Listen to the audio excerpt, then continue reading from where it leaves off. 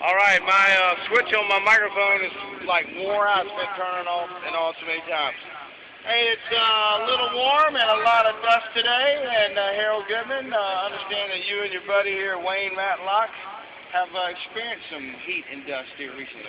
Yeah, you know, the last couple of years here, I've been racing with Wayne out in the desert, which is his forte. He thought he'd come try this with me this weekend.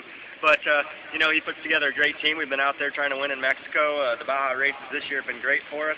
And, we got the Baja 1000 coming up in November. And some Best in the Desert races. I mean, it's a whole lot of fun racing out there. You know, one of my main questions, of course, and goes to probably everybody's mind is, what's it like to go out there and run out in the desert? I mean, what do you aim for? You just go out there and start blasting? Are the arrows? Do they have signal fires? What's up? Well, basically the course is marked with ribbon, and then they'll have some arrows and stuff here and there. Mile markers in Mexico, like every 5 miles. You basically know where the course is going. You just got to be careful and make sure you don't hit any rocks or cactus or anything like that. But part of it's fast, part of it's really technical. It's just it's a whole lot of fun. Okay, now how about the other competitors? Are you out there riding with other types of vehicles, like big trucks and different things?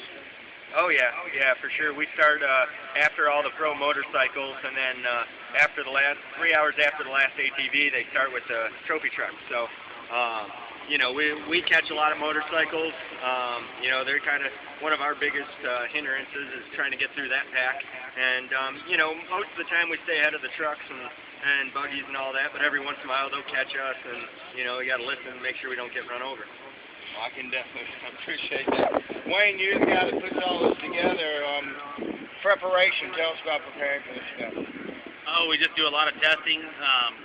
Suspension's real big down there.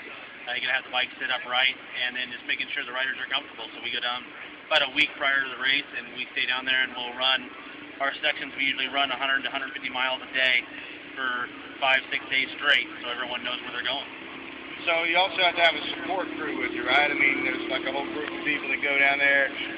I mean, I would think there's probably 15 or 20 people have to go down there with truck and crew and food and all that stuff.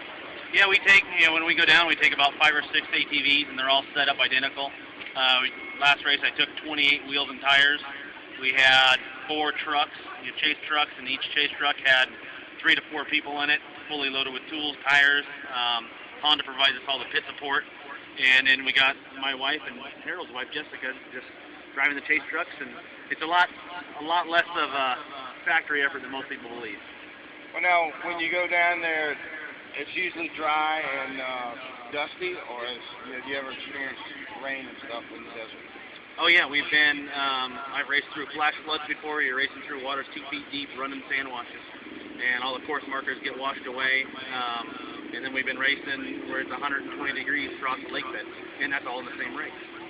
I was also thinking about, it's not, of course you want to go fast, but there's too fast where you tear up equipment. Tell us, exactly where's the borderline? How do you know where to not beat up your equipment? Because obviously if it's going to break, you're not going to finish. Yeah, the trick is to run fast enough, and that fast enough has to be about 85 to 90%. Very rarely are you turn it up to where you're running 100, 110%. Usually if you're doing that, you're going to make a mistake and get hurt. Do you ever run across any crazy wildlife or stuff like that, or anything out there like old cars or a boat in the desert or something crazy like that? Tell us what's some of the craziest things you've seen out there. I've run across a farm truck in the middle of nowhere where I was having a hard time riding an ATV, and this 2-wheel drive farm truck with a cow in the back of it is on the course, and he's just going to his ranch. So you see a lot of stuff. You come around a corner and there'll be a guy herding cows or herding a couple other horses. So it's definitely different. Now, is there anywhere that you guys took some video, or can folks go and actually see some footage of this?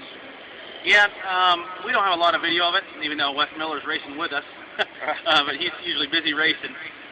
We're planning on doing some more stuff for the Baja 1000, but actually a real good movie to go see or get if you're interested in looking at it, Dust to Glory. It shows everything on the Baja 1000, all the motorcycles, shows a little bit of ATVs, but a lot of the trophy trucks and stuff, and I think they had 14 helicopters and 28 cameramen down there, and they had people actually entered in the race with helmet cameras on. So it was a good film to watch. So what's it like working with Wes Miller? You know, I know he gets a little crazy and parties a little bit sometimes, but is he like focused and all about racing?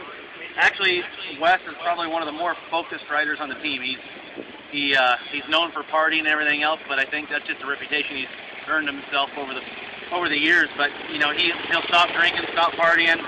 He doesn't even go out after the race. And after we won the Baja 500, I think we were all in bed about 9:30 at night, and woke up the next morning and went to the awards. So, yeah, he's a lot more mellow than people believe.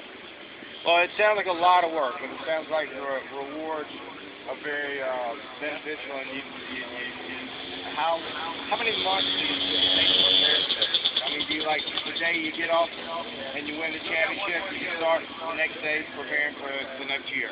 Yeah, I mean, Baja is my main focus. That's what I really like to concentrate on. But Honda also has me contracted to do Best in Desert races with Harold, and Best in the Desert season starts the second weekend in January. The Baja 1000 ends in November, so we're going all year long testing. You know, Hauser's come on board this year, and it's been really great. Getting a lot of good product that's working really well. So it's just constantly testing. We're going to go out shock testing. If I'm not racing, I just spend the whole weekend shock testing. What's your take on Pine Lake? What's your take on So Pine Lake? you've been here at Pine Lake for the weekend. Is this your first time here? Yeah, it's my first time even seeing a TT race. Usually my quad weighs 550 pounds and got 23-inch tires on it.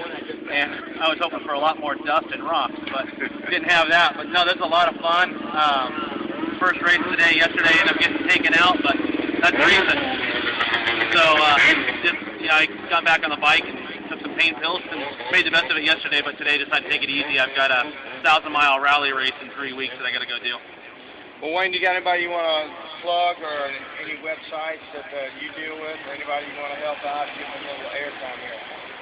Actually, I'd just like to thank Harold Goodman and his whole family. They're really terrific people, and I've never met anybody nicer, the whole group of them. I also like to thank my wife, dragging her along. She's 8 months pregnant, so it's a big thank you to that. Well, I'll tell you what, it sounds like you guys work hard and play hard, and that's kind of my theory, too. Get out there and work hard and play hard. It sounds like you're reaping the rewards. Once again, we're talking with Wayne Matlock and Harold Goodman, some score riders riding in the desert. He's over here on the other side of the country on the East Coast, checking out how we do things. And 40 years of TT racing here at Pine Lake. Thanks for being with us, Wayne. Thank you very much.